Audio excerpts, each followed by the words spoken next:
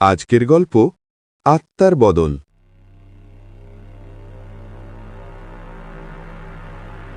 বর্ষার সন্ধে, আকাশের মুখভার, দূরে মেঘের গর্জন, হু হু করে কাঁপাচ্ছে গ্রামের চারপাশ। কিশোরপুর গ্রামের মানুষজন বরাবরই অন্ধবিশ্বাসে আচ্ছন্ন।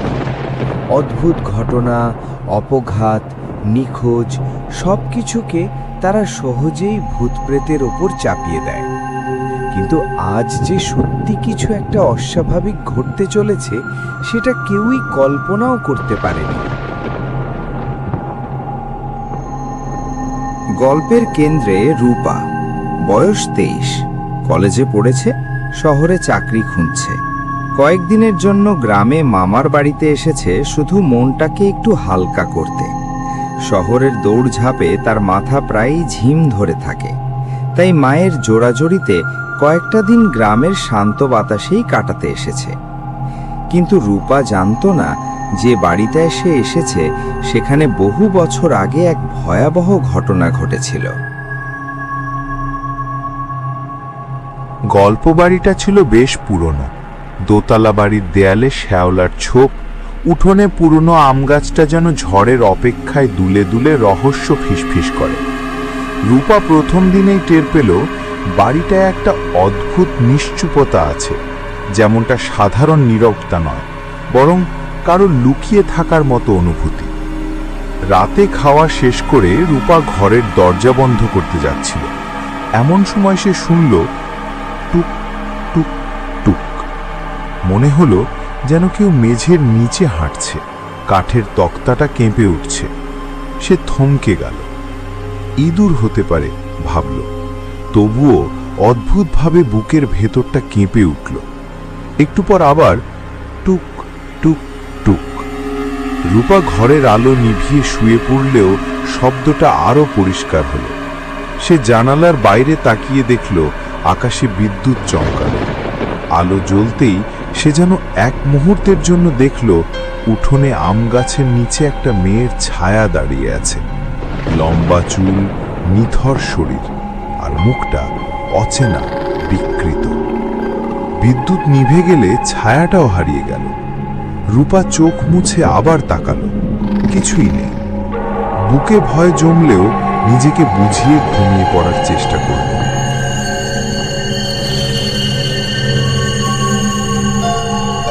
পরের সকালটা অদ্ভুত নিস্তব্ধ। মামা চা খেতে খেতে বললেন, রূপা, রাত পাহারার সময় একটু সাবধানে থাকিস। বাড়িটার কিছু জায়গা পুরনো, অযথা ওদিক সেদিক যাস না।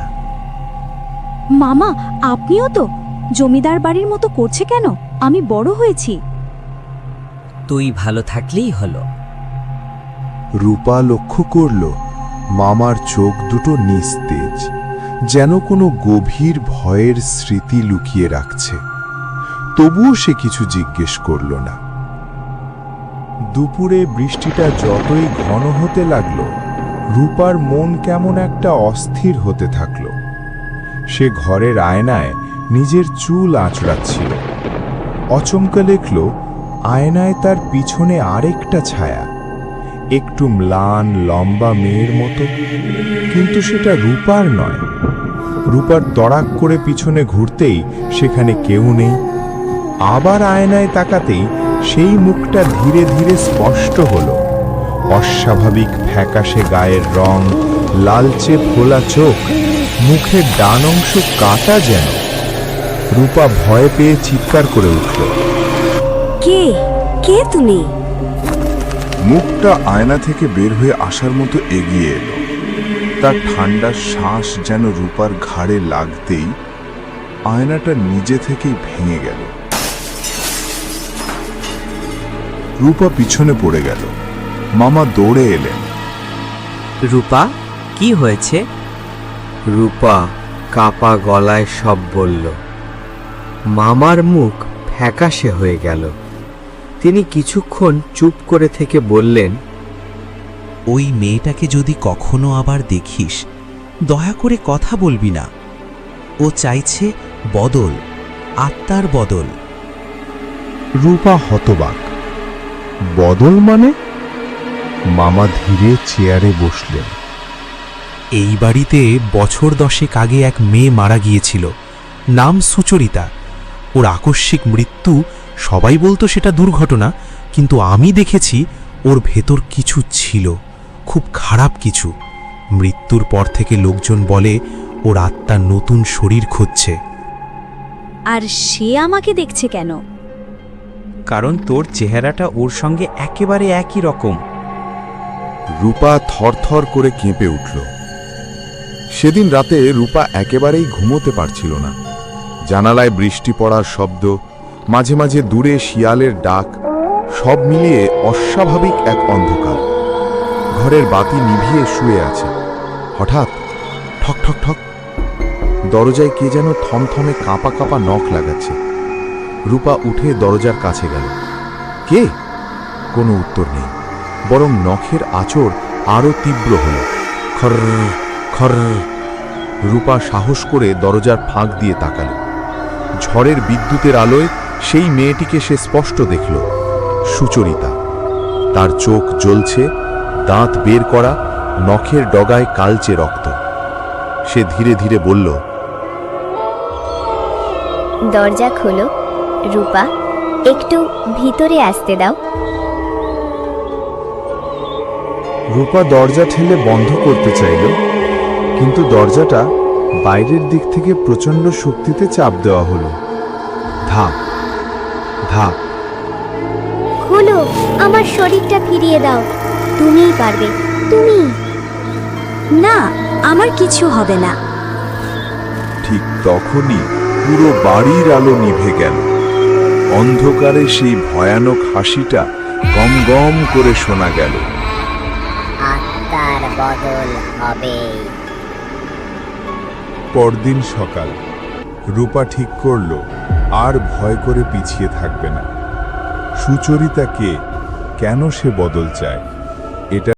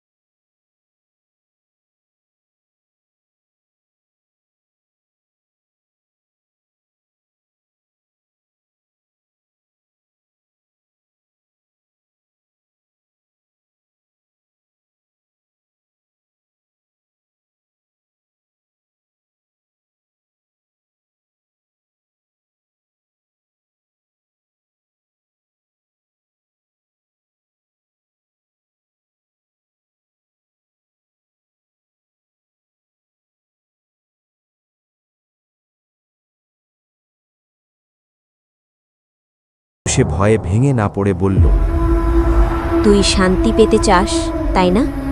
ফিরে যা। তোর যা কষ্ট যন্ত্রণা সব শেষ হোক। আমার কেউ ছিল না, সবাই আমাকে হত্যা করেছিল। আমার দুঃখ কেউ বোঝেনি। আমি বুঝি তুই ভালো ছিলি, কিন্তু যেভাবে মরেছিস সেটা অন্যায়। কিন্তু কারো শরীর কেড়ে নেওয়া ঠিক না। ফিরে যা, আমি তোর জন্য প্রার্থনা করব। সুচরিতা ধীরে ধীরে হাত ছেড়ে দিল। তার রক্তবর্ণ চোখটা ম্লান হয়ে গেল, মুখটা নরম হয়ে এলো। সে ফিসফিস করে বলল, তুই আমাকে ভয় না দেখিয়ে কথা বলেছিস, আমাকে মানুষ হিসেবে দেখেছিস। ধন্যবাদ রূপা। হঠাৎ একটা মৃদু আলো তার শরীর ঘিরে ধরল। সে ধীরে ধীরে আম গাছের গা বেয়ে নিচের দিকে মিশে যেতে লাগল। গাছের শেকড় যেন তাকে টেনে নিয়ে নিল। আকাশে হঠাৎ বাজ পড়ল। গাছের গোড়ায় একটা গভীর আলো জ্বলল। তারপর সব নিভে গেল, নিস্তব্ধ। পরের দিন যখন রূপা ঘুম ভাঙল, দেখল বাড়িটা অদ্ভুত শান্ত। কোনো কোলাহল নেই, কোনো চাপা ফিসফিস নেই। গাছের কাছে গিয়ে দেখল সেখানে মাটির ওপর একটা ছোট সাদা ফুল ফুটে আছে, যেন কেউ রেখে গেছে।